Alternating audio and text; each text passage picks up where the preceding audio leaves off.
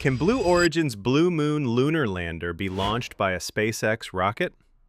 After the unfortunate NewGlenn explosion, a lot of people have been discussing possible ways for Blue Origin to get back on track without causing major delays to NASA's moon program. One idea that keeps coming up is pretty simple. Why not just ask SpaceX for a ride? But would that actually work? In this video, we're going to take a look at some heavy lift launch options besides NewGlenn, including Falcon Heavy and even Starship, and see whether they could realistically send Blue Moon to the moon. Could SpaceX step in and save the schedule? Or is waiting for Launch Complex 36 to be rebuilt the only practical path forward? So buckle up, because this is going to be one heck of a ride. But before we explore those options, there is actually some good news about the NewGlenn explosion. After the massive fireball erupted during a hot fire test at Cape Canaveral, the explosion of Blue Origin's NewGlenn rocket last week didn't just destroy a vehicle. It also caused serious damage to the company's only operational launch pad. A lot of people assumed Blue Origin had lost its only orbital launch pad for years and would have to rebuild huge portions of the site from scratch. Blue Origin CEO Dave Limp's update suggests that it might not be the case. One of the biggest concerns after any pad accident is whether the fuel storage systems were destroyed. In this case, Blue Origin says the propellant farm survived. That includes the liquid oxygen, liquid hydrogen, and LNG tanks that store the fuels needed for NewGlenn launches. That's a huge piece of good news, because these systems are expensive, highly specialized, and can take a very long time to replace. The water tower also survived, which is important because it provides the massive amounts of water used during engine tests and launches to protect the pad from heat and acoustic energy. The launch pad itself was not so lucky, but the damage appears manageable. According to the update, the main support tower was damaged, yet engineers believe it can be repaired where it stands, instead of being demolished and rebuilt from scratch. That could save months of work compared to a complete replacement. Another encouraging sign is that the rocket hardware appears to have escaped major damage. The booster, named Never Tell Me the Odds, and 3 NewGlenn second stages, referred to as GS2s, were inside the integration facility when the explosion happened. After gaining access to the area, Blue Origin found that these vehicles appear to be in good condition. That means the company still has flight hardware available once the launch infrastructure is ready again. Dave also addresses a rumor that Blue Origin might use this accident as an opportunity to skip ahead to a more advanced 9-engine by 4-engine configuration of NewGlenn. Blue Origin says that is not happening. Manufacturing of the current 7x2 version is progressing well, so they plan to keep building those vehicles and storing them for future flights, rather than changing course. The transporter erector situation is also interesting. Normally, this is the large structure that transports the rocket to the pad, raises it upright, and provides support during launch preparations. The explosion damaged Blue Origin's existing transporter erector, but the company says it had already been working on a different vertical integration approach that would eliminate the need for that system altogether. Instead of rebuilding the damaged hardware, they now plan to move directly to the new concept. The final sentence is really the headline of the entire update. By saying Blue Origin is signaling that it believes the critical infrastructure survived the damage is repairable, and enough rocket hardware remains available to resume NewGlenn operations much sooner than many people expected. How soon, you might ask? We will fly again before the end of this year, he wrote. Now, it would be fantastic if NewGlenn could get back to flying before the end of this year. But no matter how you look at it, that feels like an incredibly ambitious timeline. It's also worth remembering that Dave Limp has made some pretty optimistic projections about NewGlenn schedules in the past that ultimately didn't happen, so it's probably best to take any early timeline estimates with a healthy dose of skepticism. And the timing really couldn't be much worse for Blue Origin. The company is a key part of NASA's Artemis program, which is aiming to put astronauts back on the moon by 2028. One of Blue Origin's biggest upcoming missions is launching the uncrewed Blue Moon Mk1 lunar lander on NewGlenn. That's why this accident is such a big deal. Right now, Blue Origin only has one operational NewGlenn launch pad. A second pad is being developed at Vandenberg Space Force Base in California, but it's still far from ready to take over launch operations. So with all that in mind, it's not a bad idea to start looking at possible backup plans. And one question that keeps coming up is this. If NewGlenn ends up grounded for a while because of the pad damage, could Blue Origin simply launch Blue Moon on another rocket? To get Blue Moon to the Moon, you need a launcher capable of sending a very large payload beyond Earth orbit. That's not something many rockets can do. NASA Administrator Jared Isaacman recently summed it up pretty well when he said, "In terms of heavy lift, real heavy lift, you've got SpaceX and Blue Origin, and obviously, one of them is down a pad right now." And that's really the key point.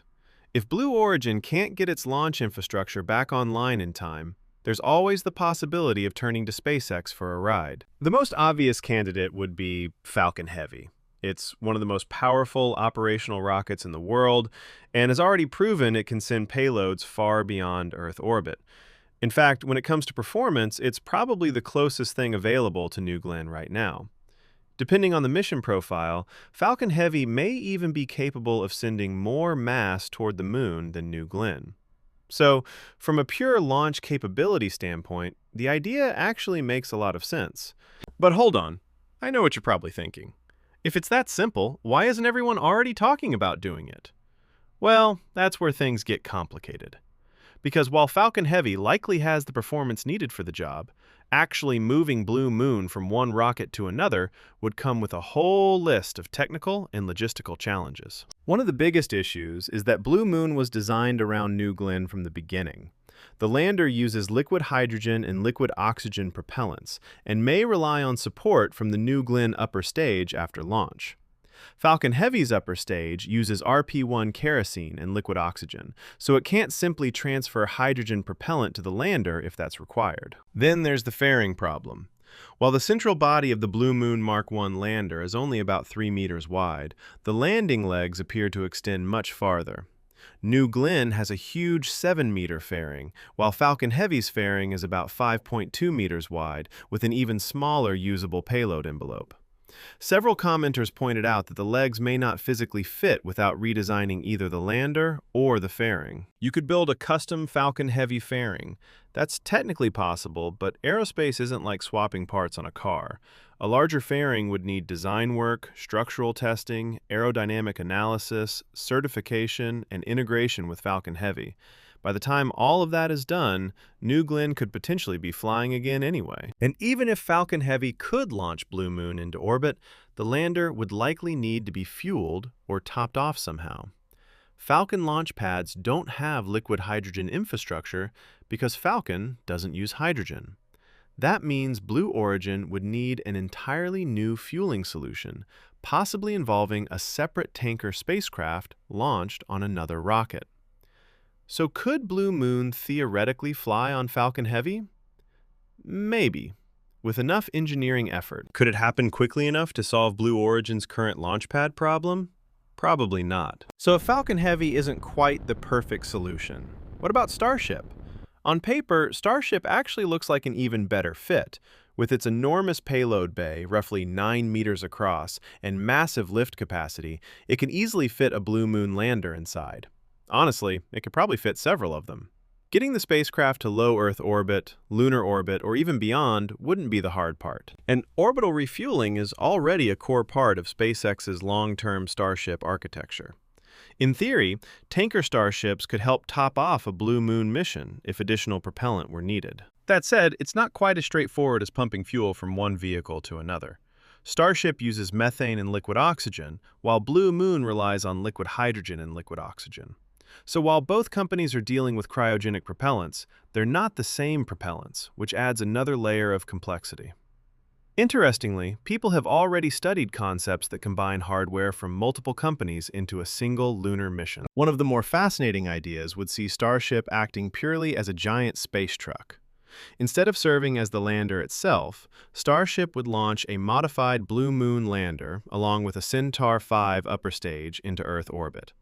From there, Centaur 5 would handle the burn toward the Moon, sending Blue Moon on its way. It's actually a pretty elegant concept when you think about it. SpaceX has a huge, relatively low-cost launch vehicle, but doesn't yet have an operational lunar lander ready for missions like this. Blue Origin has a lunar lander, but may not have a rocket available to send it directly to the Moon. And United Launch Alliance has one of the most efficient upper stages ever built in Centaur 5, but when launched on Vulcan, much of its propellant is spent just reaching orbit. Put all three pieces together, and suddenly you have a potentially very capable lunar transportation system. What makes the idea even more attractive is that it completely avoids orbital refueling. Instead of needing a fleet of tanker launches and multiple fuel transfer operations in space, the mission could rely on hardware that's either already flying or well into development. A modified version of Blue Moon might even fit within the performance limits of an expendable Starship launch paired with Centaur 5.